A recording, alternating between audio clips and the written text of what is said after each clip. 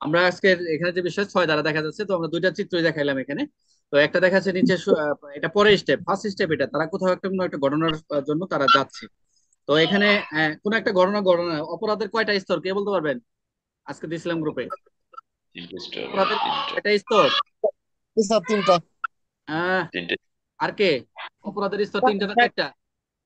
চারটা স্যার। ইংলিশে একটু নিয়ে নেন যদি মনে না থাকে, অনেক মনে থাকে না। IP double A, IP double A. আচ্ছা, আইপি ডাবল এ। আইতে হচ্ছে ইন্টেনশন, অভিপ্রায়, আর পি তে হচ্ছে প্রিপারেশন, আর এতে হচ্ছে এই চারটা। একটু এমনি পরীক্ষায় এমসিকিউ আসতে পারে। হুম। এতে হচ্ছে অ্যাটাম, আর হচ্ছে অ্যাকমপ্লেস, যেটা হচ্ছে শেষ সংগঠন করে সর্বশেষ। তো এখানে দেখা যাচ্ছে কোন একটা অপরাধ করার জন্য কোথাও যাচ্ছে, সেটা হচ্ছে ফাইনালি এখানে কে কথা বলে? রিয়াদ বাদল।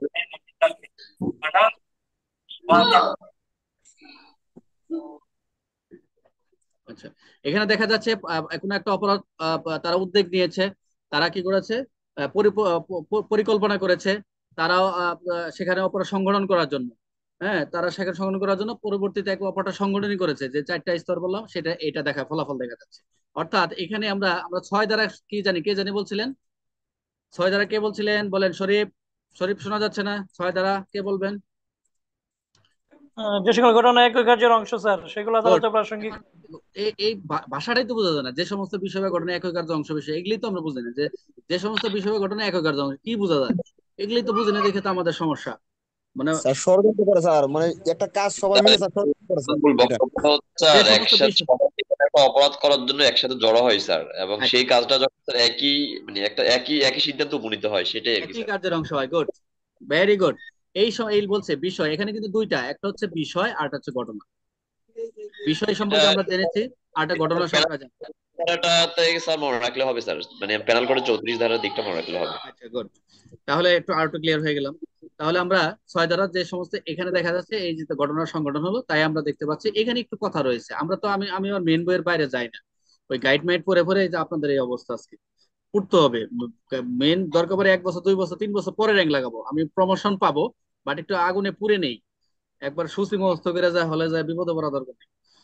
যে সমস্ত ঘটনা একই কার্যক্রম, সেগুলো কিভাবে প্রাসঙ্গ হয়? যে সমস্ত যদিও বিচার্য বিষয় নয়, একটা পরীক্ষা যদি আসে এমসিকিউ রিটেন এভাবে উঠাই দিবি, অথচ যারা বিচার্য বিষয়ের সহিত এইরূপ ভাবে সংশ্লিষ্ট, যে এক মেন বইয়ের কথা, উভয় বিষয়ে ব্যাপার উপর অংশগ্রহণ হতে পারে, যেটা আপনারা বললেন, সেই ক্ষেত্রে উক্ত বিষয় একই সময় একই স্থানে সংগঠিত হোক, অথবা ভিন্ন ভিন্ন স্থানে সংগঠিত হয়ে থাকুক, সেগুলো প্রথম উক্ত বিষয় প্রাসঙ্গিক। যদি এমসিকিউ আসে পরীক্ষায় যে একই স্থানে, এখান থেকে আসবে, একই স্থানে সংগঠিত হয়ে থাকো অথবা ভিন্ন ভিন্ন সেগুলো কোন বিষয়গুলো প্রাসঙ্গিক, প্রথমোক্ত, দ্বিতীয়োক্ত, তৃতীয়োক্ত।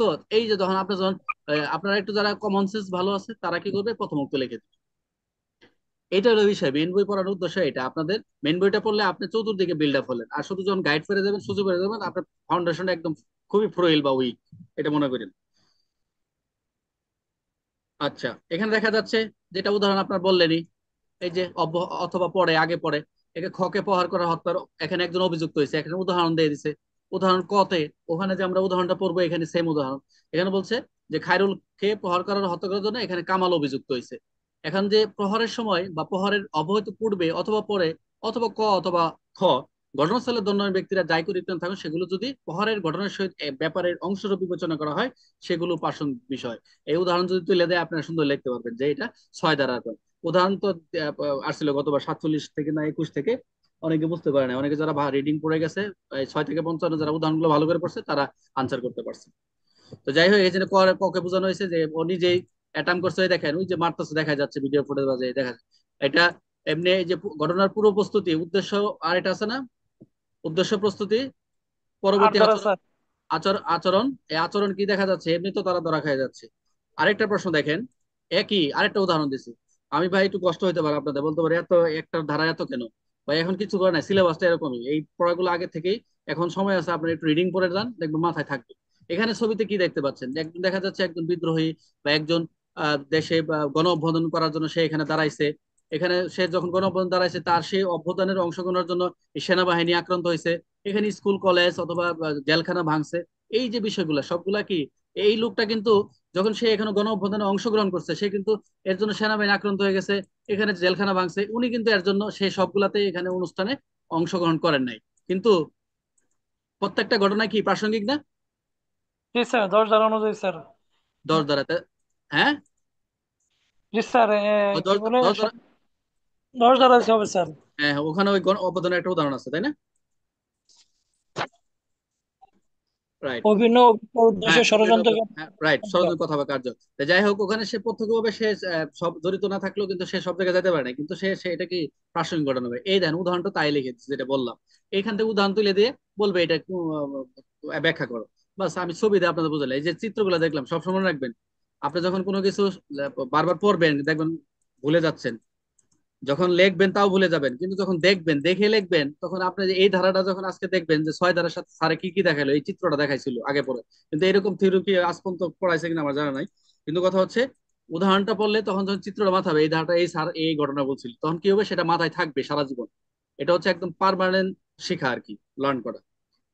দেখ পরে আরেকটা ওই যে পত্রলোপের অংশ, এটাও একটা ইম্পর্টেন্ট, ভেরি ইম্পর্টেন্ট এটা।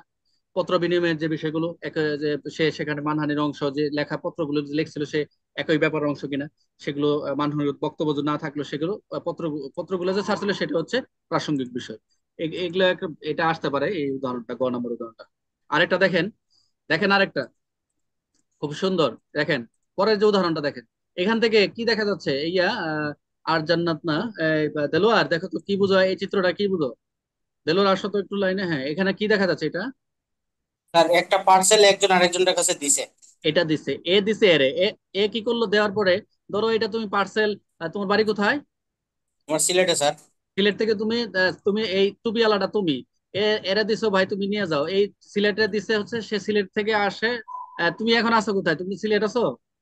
জি স্যার, সিলেটে আছে স্যার। আচ্ছা, আজ মনে করো আমি এখন ঢাকা আছি, তুমি আমাকে সিলেটে দিছো, এখন সিলেট থেকে এ রওনা করছে ঢাকার উদ্দেশ্যে। এ দিছে ঢাকার উদ্দেশ্যে রওনা হয়েছে, এরপর এসে পরিবহনে আসছে। এই মনে করো ঢাকার আগে চট্টগ্রামে থামছে। সিলেট ধরো, এদিকে সিলেট তো যাবেন, চট্টগ্রাম কুমিল্লায় থামছে ধরো। তো এখানে আসার পরে কুমিল্লায় একজন ব্যক্তি পাইছে, উনি কি করলো আবার রওনা হয়েছে ঢাকায়, ঢাকা পাঠাই দিচ্ছে। ঢাকা যে একটা ওই আমার কাছাকাছি, যে আমার মিরপুর 14 ইয়েতে চলে আসছে, এই যে 10 নম্বর, উনি 10 নম্বর থেকে ফোনে কথা হলো, উনি আমার বাসায় এসে পৌঁছাই দিচ্ছে। কারণ এই যে এখান থেকে শুরু করে দ্যাট মিনস এখানে আসা পর্যন্ত, এই যে ডেলিভার্ড হলো, প্রত্যেকে প্রত্যেকে ব্যক্তির নিকট যে অর্পণ হলো, প্রত্যেকেই কিন্তু অর্পণ করছে। এখন তুমি যদি বলো আমি তো মাল এখনো পাই নাই, কিন্তু তুমি যদি এখন ফোন দাও, ভাই মাল পাইনি তো, অর্ডার দিছি এখনো দেন নাই, এই যে প্রত্যেকের অর্ডার কিন্তু তোমার আমার কাছে পৌঁছে পাই নাই, কিন্তু মালটা ছেড়ে দিছে, এই যে অর্ডার প্রত্যেকে একাধিক মধ্যবর্তী ব্যক্তির নিকট যে অর্পণ হয়েছিল, প্রত্যেকটা অর্পণই হচ্ছে প্রাসঙ্গিক বিষয়। ক্লিয়ার? স্যার কে বুঝো নাই বলো? একজন ঘুমাই পড়ছে মনে হয়, আর জান্নাত, জান্নাত আপু স্যার কই? ঘুমাই পড়ি না, দেখতেছি স্যার, আসি স্যার। ও আচ্ছা, বুঝতে পারছেন এটা? স্যার, এই হ্যাঁ, এই পিকচারের ভিত্তিতে স্যার দণ্ডবিধি আইনের 37 ধারাটা স্যার প্রযোজ্য। আচ্ছা, খুব সুন্দর একটা কথা বলছো। এখন ওইটা ধরতে গেলে তো যাই, অনেক দূর ক্যাচ করছো, ভালো। এদিকে আর ওদিকে আর যাচ্ছি না, তবে 6 ধারার যে উদাহরণটা, ওদিকে তুমি ওদিকে আর আগে হয় না, মোটামুটি ঠিক আছে, ওকে। তো এইটুক তো সবাই ক্লিয়ার নাকি, যে এই যে এইগুলা, আমার এগুলো সাজাতে অনেক কষ্ট হয়েছে, অনেক কষ্ট হয়েছে, কিন্তু আসলে এমন জায়গায় আছে, নেটের সমস্যা ছিল, কারণ শুরুতে এই বছরের শুরুতে আমি পড়াতে পারতাম। অসুবিধা নেই, আগামী বছর থেকে আপনারা বলি আমার এই বেস থেকে আপনারা পার হয়ে যান, যাতে আপনারা প্রমোশন পেয়ে যান, দয়া করি কষ্ট করে যে র্যাঙ্ক হয়ে যাক, নতুনরা আসুক। ইব্রাহিম বুঝছো? স্যার উপরের উদাহরণের আচ্ছা উপরে স্যার, একটা বুঝছি প্রশ্ন স্যার। ছিল স্যার, পরে এটা হ্যাঁ, পিছনে গেলে কি স্যার বলতে পারবো না স্যার। হ্যাঁ, এটা আহ, পত্রলভ, না স্যার, এর উপর একটা স্যার। এই যে গণ অভ্যুত্থান, যুদ্ধ। এইটা স্যার, হ্যাঁ এইটা স্যার। বলো। এইটা স্যার মনে করেন স্যার এই উদাহরণটা আসলো, হ্যাঁ। হুম,